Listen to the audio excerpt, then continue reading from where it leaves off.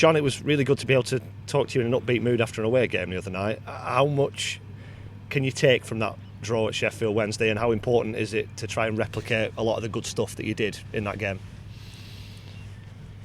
It's hard to make out that I'm grumpy. Sometimes. At away games. Yeah, it's become part of the course. No, you just want to get something for your efforts. Sometimes we deserve nothing from away games. Other times we have, and we've just a little bit of bad fortune.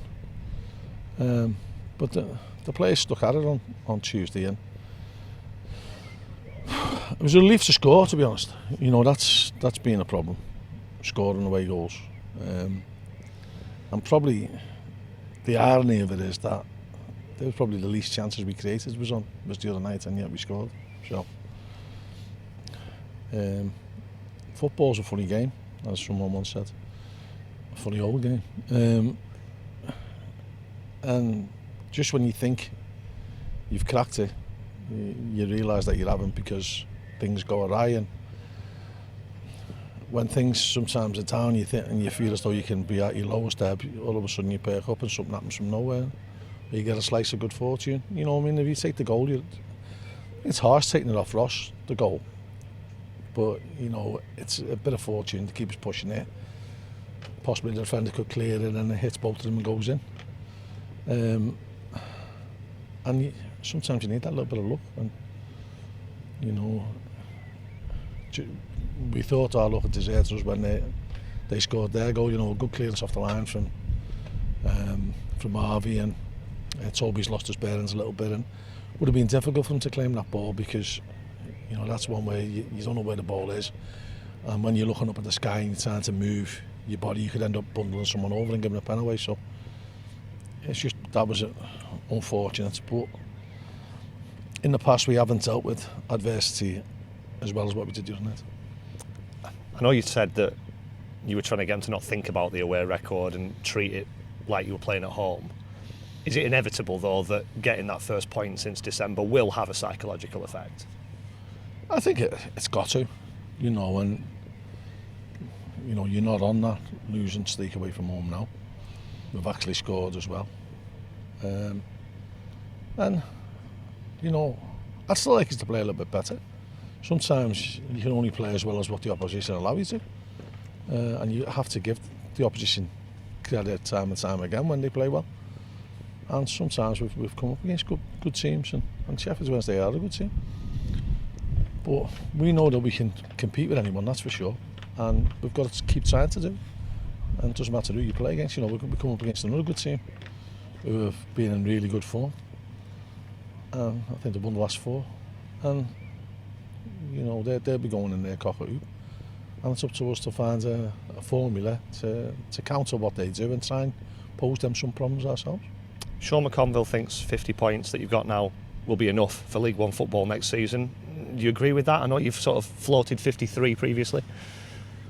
I'll tell you mathematically safe, you don't say that, but, you know, possibly it might have been 47 might be enough.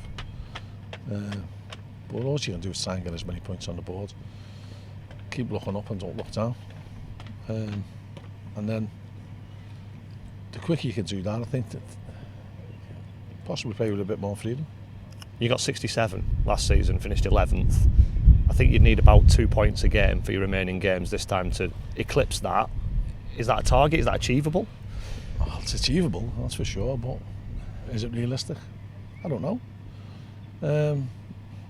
Last year, a couple of things conspired against us. I think I thought our team last year, our form last year, merited being in the playoffs. It didn't quite materialise. This year, I think we've got as good a team, or as good a squad, if not better. But the problem is our form hasn't been consistent enough. They were a little bit more consistent last year. And certainly our results have been up and down. And when it's like that, it's hard to build momentum, it's hard to get on a run where you catapult up the league. And we're always still having to be better. And, you know, every team who takes the pitch for us believes they can win. And that's our job to instill that in them. And thankfully, I think most times they do. Can you put your finger on why it was more consistent last season than this season? I couldn't, to be honest. Possibly away games being no fans. I don't know. Because the standard of teams hasn't really altered. You know, there's big names, but the actual strength of teams, in my opinion, is concertinaed. So there isn't no real standout team, I wouldn't have thought, and there's no real team who's going to struggle. So at the start of every season, you know, you'd have teams who are favourites to be promoted and relegated. And I think you still do, to a certain extent, in this league this season. But you know, the relegation at the start of the season, it could have been 4 from 15, and that's why you've got to treat every point you get like a prize, like a valued prize. And when we get that mentality, you tend to try and get more. Not that you'll take your eye off the ball at all with the remaining games, but how much of an eye is there planning for next season now, with things like contracts and tying players down, and even looking at what players might be available? Well, that's been happening since January, if I'm honest. And you've always got to have half an eye on next season, no matter what you're doing. You know, you're mindful of contract situations, you're mindful of what players are going to become available in the summer, what players you're likely to lose. And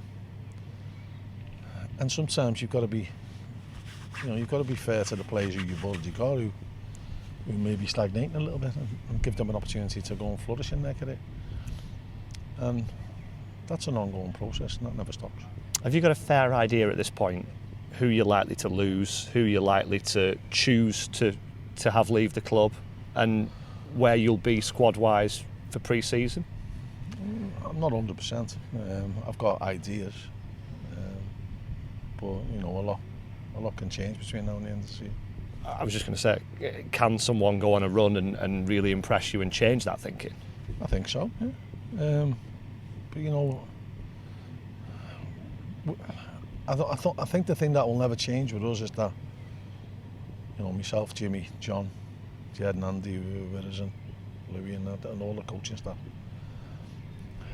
we're only ever concerned about winning the next game. I'm so obsessed with winning that. You know, sometimes weakening the team, or from a perception point of view, weakening the team, to have a look at players just doesn't come into our makeup.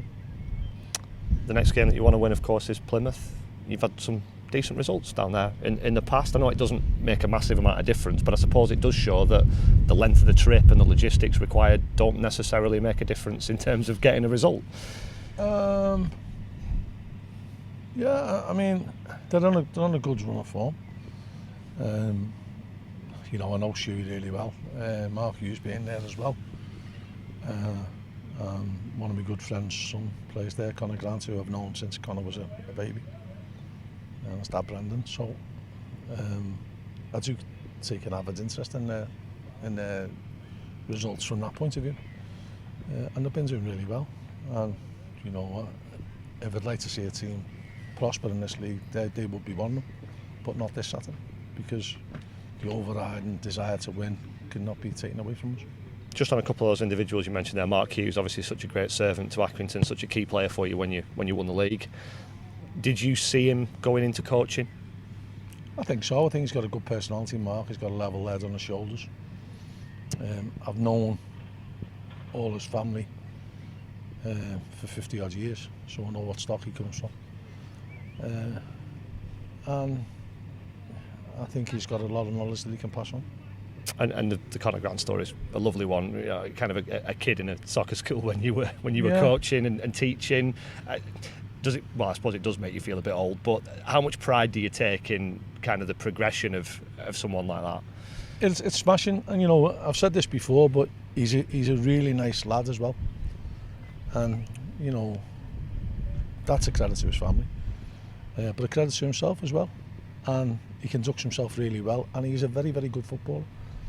And I know this championship team's courting him, and why wouldn't he? Because he's been doing really well for Plymouth.